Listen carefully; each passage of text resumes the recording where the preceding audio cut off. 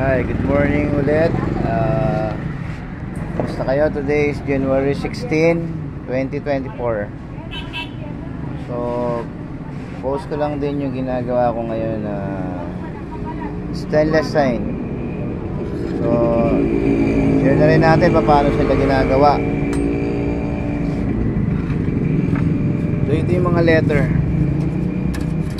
Kinat ko to using grinder at saka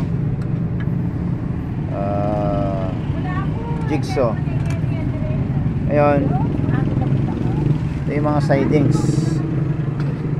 Nakakat siya to 1 inch ang thickness. So pag didikit mo to, gagawin mo yan using a Nicolite. Ang Nicolite na to buo to, pero kinakat yan into pieces gamit ang gunting. So pakita ko lang, kuha lang ako ng isang sample ng Nicolite.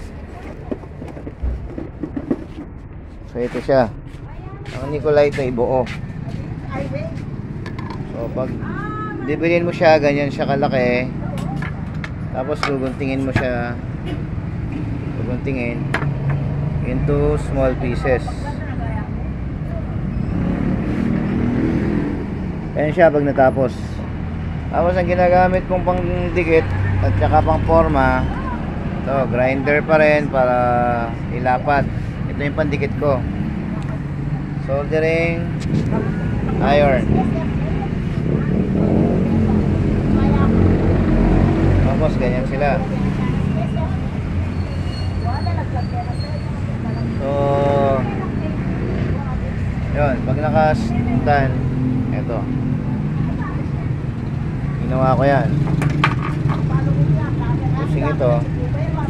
Saka ko siya iniinang using gamit ang Nicolite na maliliit. Tapos lalagyan mo lang siya doon. Ito palang chemical na to, ano to, tanong nyo sa akin, comment kung ano itong ginagamit, so I can share to you. Share ko lang. Ayan, lulusawin nyo.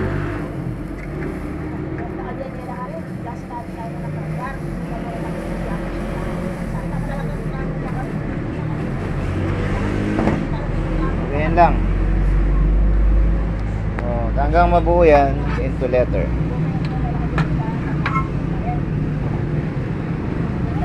May mga stick. Stainless din siya para mas magtagal. Ang ginagamit ko dito sa pantukod. Pinutukod ko yan. Tapos iinangin mo lang din. So malaki maliit, same process lang. Ayan siya.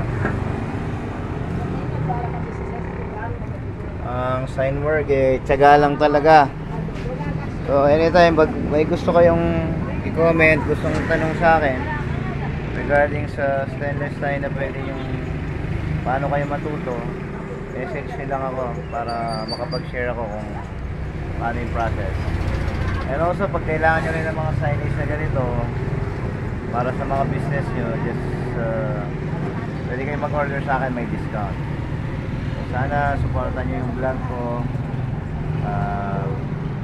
subscribe, share, comment na rin, saka yung thumbs up. So, maraming salamat. Bye for now.